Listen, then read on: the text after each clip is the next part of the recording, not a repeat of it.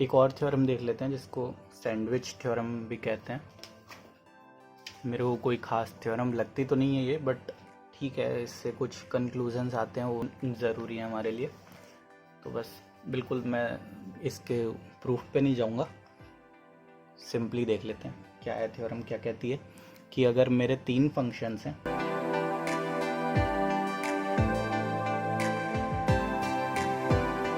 तीनों फंक्शन है मेरे एफ एक्स जी एक्स एच एक्स, जो कि ऐसे कुछ हैं कि एफ एक्स हमेशा जी एक्स से छोटा है और जी एक्स हमेशा एच एक्स से छोटा है। ठीक है, अगर ये मेरे 3 फंक्शंस इस तरह से दिए हुए हैं, जिसका कि ग्राफ अगर आप देख लो, मान लो कि आपका, मान लो ये है एफ एक्स हो गया, ये जी एक्स हो गया, ये एच एक्स हो गया। ठीक है, ये एफ एक्स हो गया, ये जी एक्स हो गया, ये एच एक्स हो गया। 3 ग्राफ है, हमेशा दिख रहा है एफ एक्स हमेशा जी एक्स से छोटा है, जी एक्स हमेशा एच एक्स से छोटा है।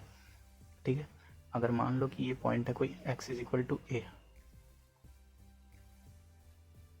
तो ये थ्योरम क्या कहती है? ये थ्योरम कहती है कि अगर इसमें कोई ऐसा पॉइंट एग्जिस्ट करता है इस पूरे एफ एक्स जी एक्स एच एक्स के कर्व में, x का कोई ऐसा पॉइंट एग्जिस्ट करता है जहां limit x tends to a, f x की वैल्यू इक्वल है, एफ एक्स की वैल्यू इक्वल है limit x tends to a h x के।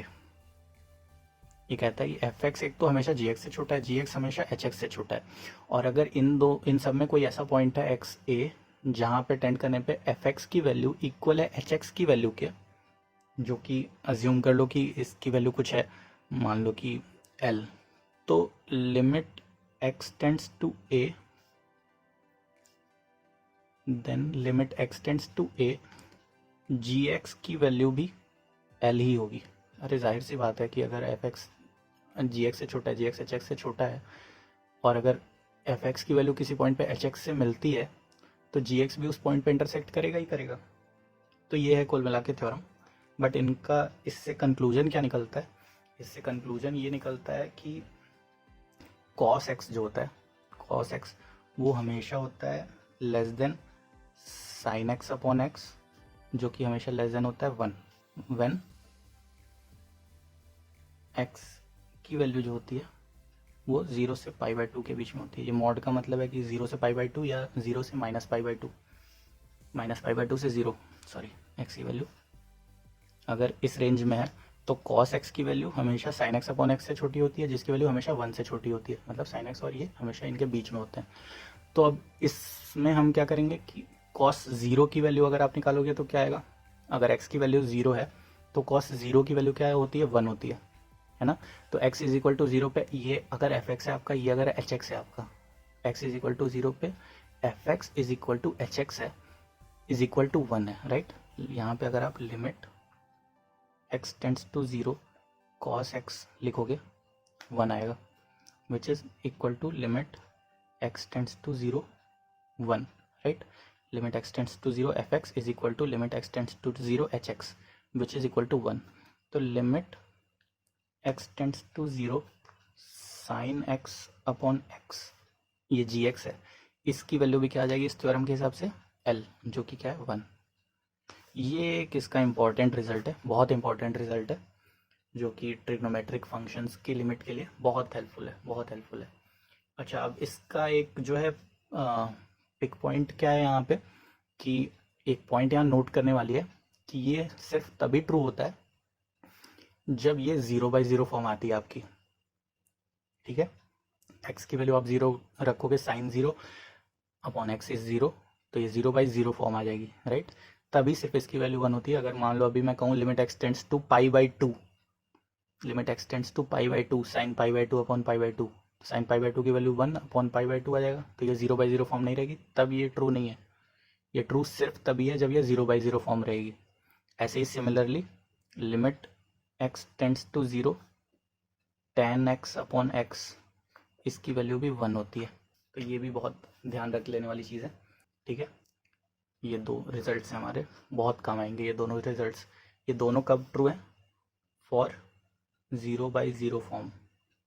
जब 0/0 फॉर्म बनेगी तभी ये दोनों चीज़ें हम यूज़ कर सकते हैं।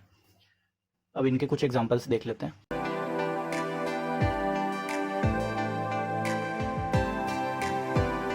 ये कुछ एग्जांपल्स देख लेते हैं इन्हीं पे बेस्ड। मान लीजिए कि अगर कोई ऐसा फंक्शन दिया हुआ है sin 4x upon sin 2x और इसकी लिमिट फाइंड आउट करनी है। अब यहाँ पे x की वैल्यू आप 0 रखोगे तो क्या होगा, sin 0 अपॉन sin 0, 0/0 फॉर्म आ जाएगी आपकी। तो यहाँ पे हम अपना वो प्रॉपर्टी यूज़ करने की कोशिश करेंगे। यहाँ पे हम क्या करेंगे, इसको और कैसे लिख सकते हैं, limit x tends to 0 sin 4x upon limit x tends to 0 sin 2x, ऐसा लिख सकते हैं इसको, बिल्कुल लिख सकते हैं। अलजेब्रा ऑफ लिमिट्स अभी देखी थी हमने, उसके हिसाब से। अब इसको हम और क्या लिख सकते हैं, limit x tends to 0 sin 4x की जगह मैं ये लिख सकता हूँ क्या, sin 4x upon 4x into 4x, right. 4x से 4x कट जाएगा, सेम sin 4x आ जाएगा। मैथ्स में मल्टीप्लाई डिवाइड कर दिया, कोई चेंज नहीं।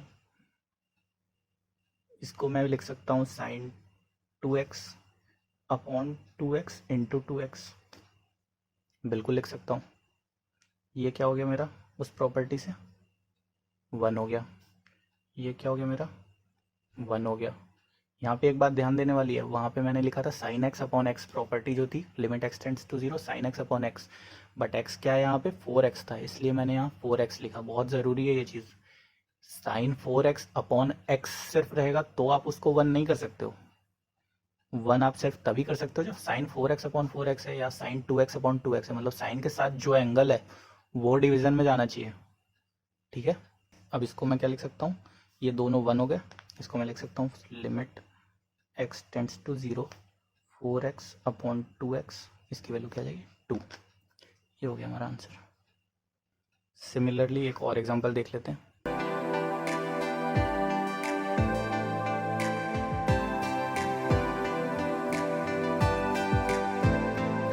सिमिलरली एक और एग्जांपल देख लेते हैं। यहाँ limit x tends to 0 sin pi minus x upon pi minus x दिया हुआ है, ठीक है। यहाँ पे हम क्या यूज़ कर सकते हैं, sine theta upon theta, sine theta upon theta की वैल्यू हम क्या लिख देंगे, डायरेक्ट 1 लिख देंगे।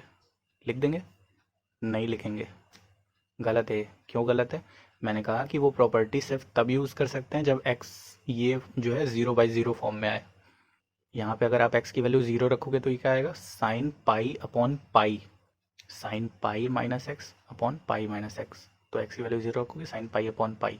साइन पाई की वैल्यू क्या होती है, 0 होती है। साइन पाई की वैल्यू 0 होती है, बट नीचे 0 नहीं है, तो इसकी वैल्यू क्या आ जाएगी, डायरेक्ट 0, आंसर। साइन एक्स की वैल्यू जैसे ही 0 रखोगे, साइन पाई 0 अपॉन पाई, 0 अपॉन पाई की वैल्यू 0 आ जाएगी। हाँ, अगर ये एग्जांपल ऐसे दिया हुआ होता, limit x tends to pi sine of pi minus x upon pi into pi minus x, तो यहाँ पे हाँ बिल्कुल आप x की वैल्यू, क्योंकि आप पाई रखोगे तो पाई माइनस पाई 0 हो जाएगा, sine 0 upon pi minus pi 0, ये 0/0 फॉर्म है। तो यहाँ पे आप इसको क्या कर सकते हो, इसको पूरी तरह से 1 लिख सकते हो। साइन थीटा अपॉन थीटा की वैल्यू 1 हो गई, और ये पूरा सीधे ये 1 हुआ तो 1 इंटू 1 अपॉन पाई, तो इसका आंसर क्या आ जाएगा, 1 अपॉन पाई। तो ये बस यहाँ ध्यान रखने वाली बात यही है कि हम इस प्रॉपर्टी को अप्लाई करते टाइम हमेशा हमको 0/0 फॉर्म दिखनी चाहिए।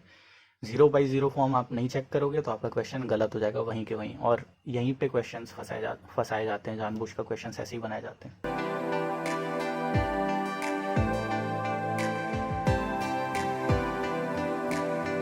अगर ऐसा हमारे पास कोई फंक्शन दिया हुआ है, अगर लिमिट एक्स टेंड्स टू 0, ये कोई फंक्शन है, तो सबसे पहले हम क्या करेंगे, x की वैल्यू 0 रख के देखते हैं क्या होता है। cos 0 की वैल्यू 1, 1 माइनस 1 0, यहाँ पे भी cos 0 1, 1 माइनस 1 0, 0/0 फॉर्म है, इनडिटरमिनेट फॉर्म है, तो डायरेक्ट हम x की वैल्यू 0 रख नहीं सकते, यहाँ पे नहीं रख सकते।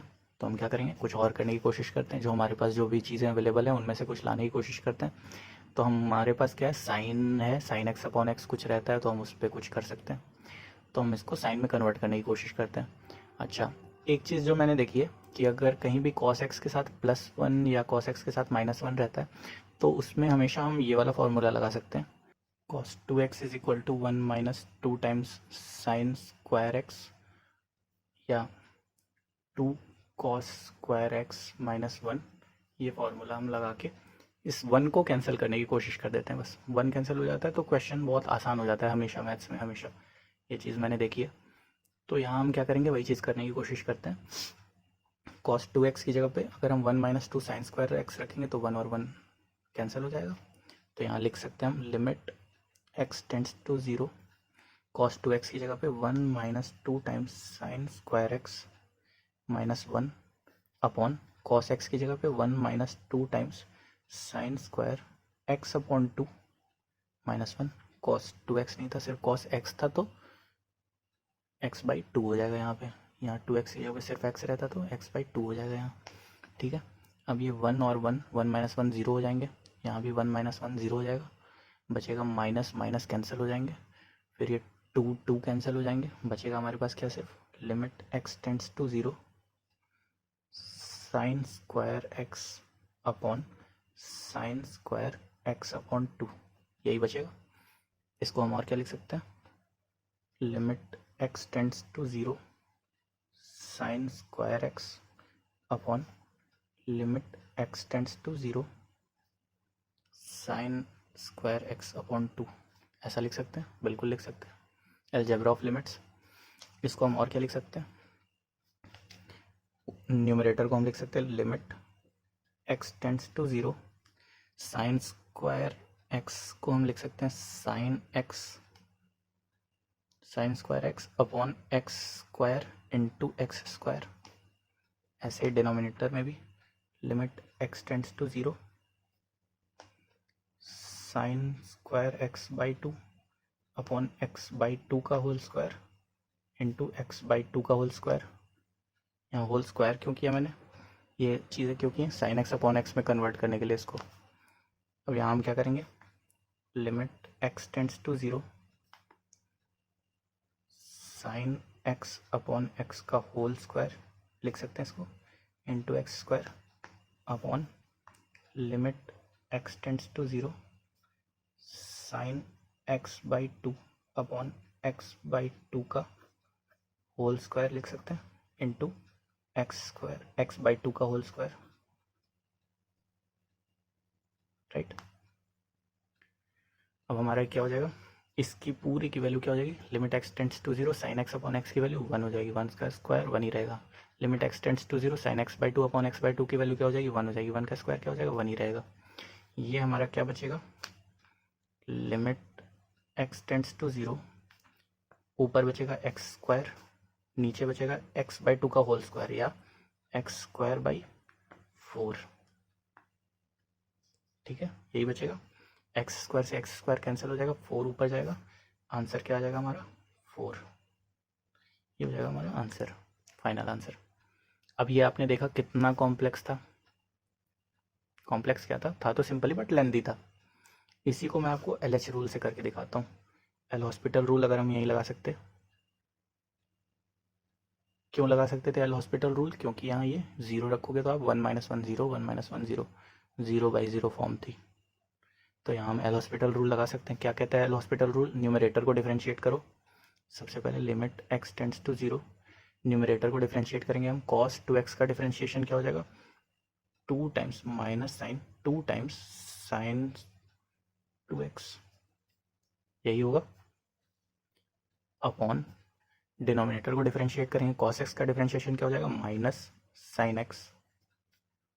ठीक है, यहाँ माइनस से माइनस कैंसिल हो जाएगा, बचेगा क्या, 2 sign 2x upon sine x। अब हम इसको क्या लिख सकते हैं, लिमिट x टेंड्स टू 0, बस कुछ नहीं करना है, 2 इंटू साइन 2x की जगह पे क्या लिख सकते हैं, sign 2x upon 2x into 2x, और डिनोमिनेटर को ऐसे ही कर देंगे हम, limit x tends to 0 sine x की जगह पे sine x upon x into x. इस पूरे की वैल्यू 1 हो जाएगी, limit x tends to 0 sine 2x upon 2x की वैल्यू 1 हो जाएगी, इस पूरे की वैल्यू भी 1 हो जाएगी, साइन x अपॉन x, ये और ये दोनों की वैल्यू क्या हो जाएगी, 1 हो जाएगी। बचेगा क्या हमारे पास, limit x tends to 0 2 into 2x 2 into 2x upon x, x cancel हो जाएगा, आंसर क्या आ जाएगा 4। कोई फॉर्मूला नहीं, कुछ नहीं, सिर्फ डिफरेंशिएट किया और आंसर आ गया। ये L Hospital rule competitive exams के लिए बहुत यूज़फुल है, बहुत हैंडी है, बिल्कुल छोटे से में आंसर आ जाता है। बाकी कन्वेंशनल मेथड ये है सॉल्व करने का। इसके बाद हम डिफरेंशिएशन देखेंगे। डिफरेंशिएशन के कुछ बेसिक रूल्स, कुछ अच्छे क्वेश्चंस देखेंगे, कुछ कॉम्पिटिटिव क्वेश्चंस देखेंगे और देखते हैं फिर आगे।